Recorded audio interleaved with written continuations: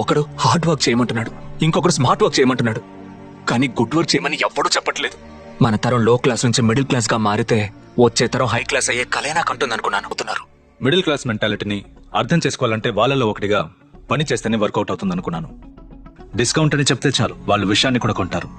High class లో పుట్టిన నేను నా ఐడెంటిటీని దాచిపెట్టి ఇంకొకరి ముందు చేతులు కట్టుకుని పనిచేయడానికి కారణం కేవలం సాఫ్రాన్ కంపెనీ కోసం కాదు, ఈ టోటల్ ఫుడ్ ఇండస్ట్రీని నా గుప్పెట్లో ఉంచుకోవడానికి. నా ప్లాన్స్ కనుక వర్కౌట్ అయితే రోజుకి 100 రూపాయలు ఈజీగా ఒక్కొక్కరి జేబులోంచి తీగలం. కిరాయి గుండా అంటే ఎదుటోళ్ళని చంపితేనేనా? ఎదుటోళ్ళకి తెలియకుండా వాళ్ళ జేబుల నుంచి 1 రూపాయి తీసిన వాడు కిరాయి గుండానే. కొన్ని దేశాల్లో సంపద ఉంటుంది, కొన్ని దేశాల్లో మూర్ఖులు ఉంటారు. ఈ రెండు కలిసి ఉన్న దేశమే ఇండియా. కష్టపడితే పైకి రావచ్చని నేనే అన్నాను. కరెక్టే, మనం కష్టపడితే ఇంకెవడో పైకి వస్తున్నాడు. ఈ మూర్ఖుల్ని ఒక ఫారెనర్ గా మీరు అర్థం చేసుకున్న దానికన్నా నేను బాగా అర్థం చేసుకున్నానని ప్రూవ్ చేస్తాను.